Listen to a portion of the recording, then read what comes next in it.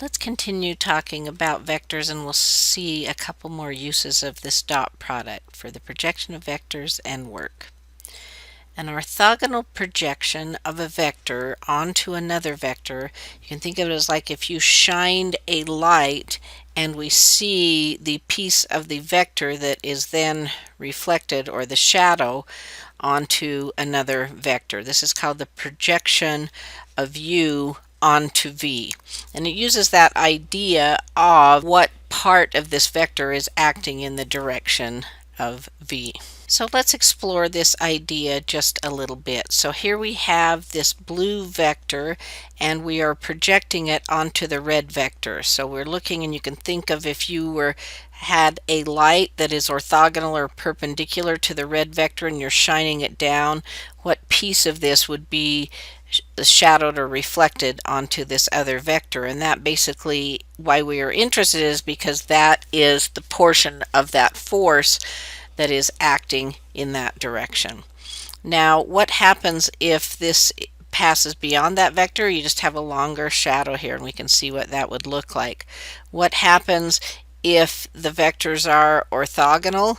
And if you shine that down, you would have nothing. And so here, the portion of this vector that is reflected or is projected on the other vector would be 0 if they were orthogonal. And then as we come down this opposite way, we just need to extend that original vector on the other direction. We could see the shadow or the portion of this vector that would be projected onto the original red vector.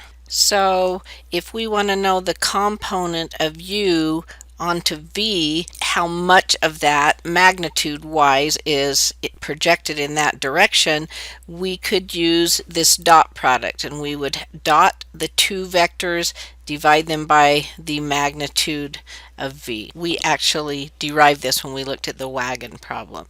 Now, what if we're not interested in just in the magnitude of that, but we're interested in what that actual vector is, this shadow that we see? How do we express that vector?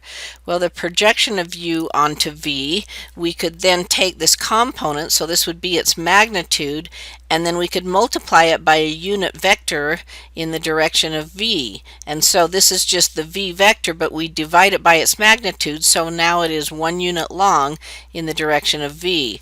Well, we could combine these two in the denominator and write that as the magnitude squared. And so when we compute this much, this is just going to be a number.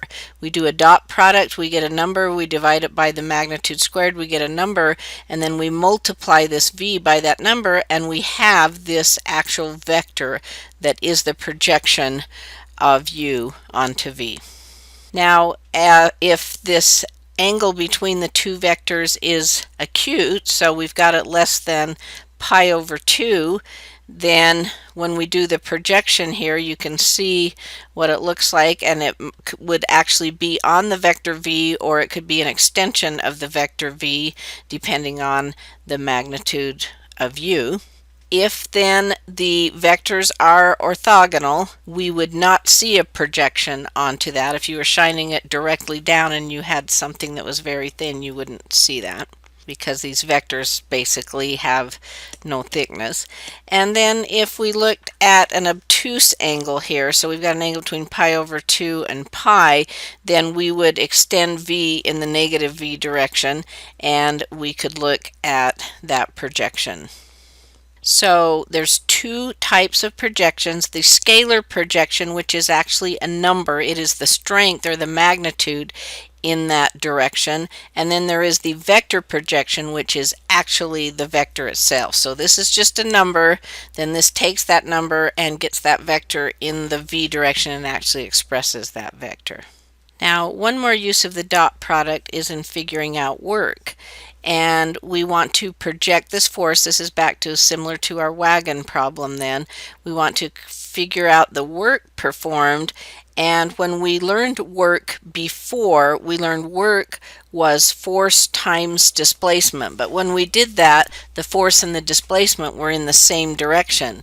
So what happens now when we look at this and we have the displacement here, but we have the force in a different direction? So think of our wagon idea. So when we have this force, this doesn't quite work. We're going to need to replace that force vector then with the component of the vector that is in the direction of displacement. So that is essentially the projection of the force vector onto D.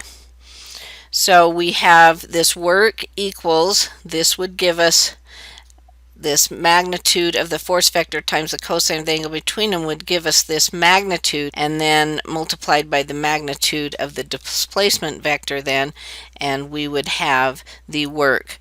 Now we could change the order of these and express them like this and then say, oh, well, that's just the dot product.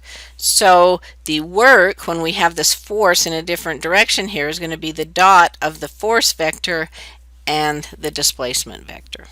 So if a constant force vector F moves an object from point P to point Q, then the amount of work done is F dot D, where D is the displacement vector from P to Q.